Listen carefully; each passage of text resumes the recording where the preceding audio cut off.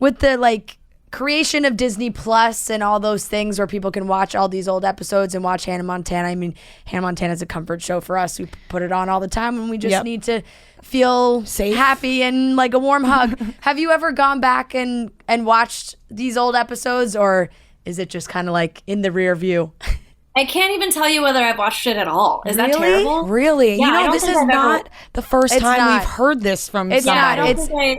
It's so crazy to us because, of course, we're just on the opposite side of it. We watch it all the time and love it, but we do get to talk, the privilege of talking to so many great actors and actresses who are like on these iconic shows, and they're like, yeah, I think I maybe watched it when it came out, but that's it. Yeah, I remember watching the premiere because they had a party for us on stage. And I remember it was such an interesting time because we had no idea what it was going to be, that it was just going to be this sensation that like swept the world. And we were halfway through season 1 by the time it came out. And the immediate change that we felt just walking around in the world was so weird. I mean, Miley used to come with me to my school dances and like nobody knew who she was. That's and so then crazy. Immediately everything changed. Yeah. And that was very strange. But I also I grew up in a small community in Glendale. I was like going to high school. I also, nobody really cared because the people around me had been around me for a long time. They were like, oh, you've got new clothes now. Yeah. Well, that's definitely really nice. And we're so excited for everybody to watch Pretty Smart and get on Netflix and please check it out. It's such a heartwarming It's show. so cute and it's so bingeable. I think everyone will be done with it like so fast. And I said to Greg, they're going to be begging for a second season as soon as it ends. Now, like when you said that maybe this wasn't necessarily the direction you had thought you were going in for the next project, Pretty Smart. Do you have any like crazy audition stories? Like something where you auditioned and you were like, you know what? That was absolutely awful. Or that was the best thing ever. Yeah. Oh, yeah. I mean, both. There's been times where I'd walk out of the room and be like, that was mine. And they'll call and be like, what was that? Yeah. And then there's been, I remember, oh God, a very long time ago, I remember I auditioned for Spider-Man the Musical, which was on Broadway, short-lived on Broadway for many years ago. And I don't think I either read the email all the way or like no one clarified that it was a musical and it wasn't for film.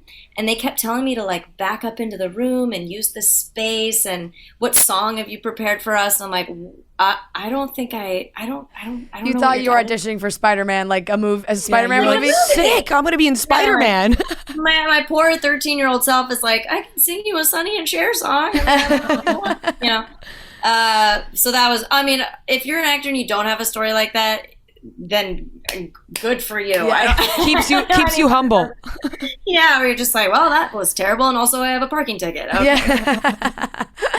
Well, Emily, thank you so much for coming on and talking with us. And like I said, we can't wait for everybody to watch Pretty Smart. And you mentioned the music, but what else do you have going on that you can tell everyone about? Yeah, sure. I have an animated show called Dead India that's coming out on Netflix, I believe, next year. It is a show I worked on during the pandemic. I would just go over to this little studio in Burbank, and I play a 1,000-year-old demon named Courtney that lives in hell, and typecasting.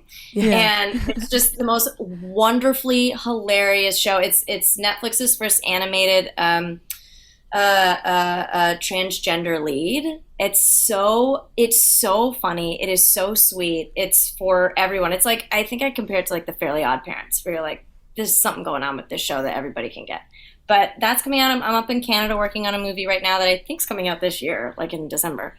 But doesn't have a title yet. But yeah, and just working on music and talking to you guys and thanks. This has been.